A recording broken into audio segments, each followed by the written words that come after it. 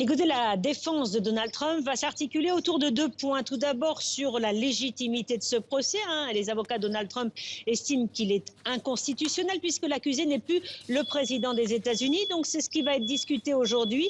Deuxième point, eh bien, l'accusation même, incitation à l'insurrection, n'est pas valable. Donald Trump n'est pas responsable des violences qui ont suivi le 6 janvier au Capitole son discours incendiaire. Il n'a fait que utiliser son droit à s'exprimer librement, comme le prévoit le premier amendement de la Constitution américaine. Donc ça, c'est la défense de Donald Trump, des arguments que les démocrates rejettent. Les démocrates sont majoritaires au Sénat, mais pas assez nombreux pour faire condamner Donald Trump et le rendre inéligible à vie. Il faudrait, vous l'avez dit, que 17 sénateurs républicains se joignent à eux, les 50 démocrates, pour qu'il y ait les 2/3 du Sénat en faveur de cette condamnation. On est très loin du compte pour le moment. Donc, il n'y aurait, a priori, Donald Trump devrait être acquitté comme l'an dernier lors du premier procès en destitution. Elisabeth, quels sont les enjeux de ce procès pour le Parti démocrate ?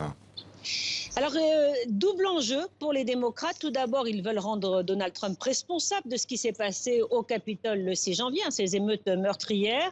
Ils veulent marquer l'histoire, que Donald Trump rentre dans l'histoire comme le président qui a été visé 2 fois par une procédure de destitution.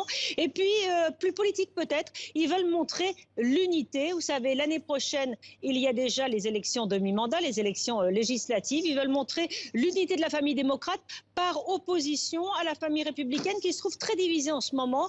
Alors, il y a les républicains qui sont des anti-Trump, ils sont minoritaires. Eux, ils aimeraient bien retrouver un parti républicain plus traditionnel. Et puis, il y a la très grande majorité des républicains qui restent fidèles ou en tout cas affichent leur soutien à Donald Trump en vue de ces élections l'année prochaine. Donc, républicains comme démocrates veulent afficher l'unité face à cette échéance électorale. Merci Elisabeth Guedel en direct de Washington devant le Capitole.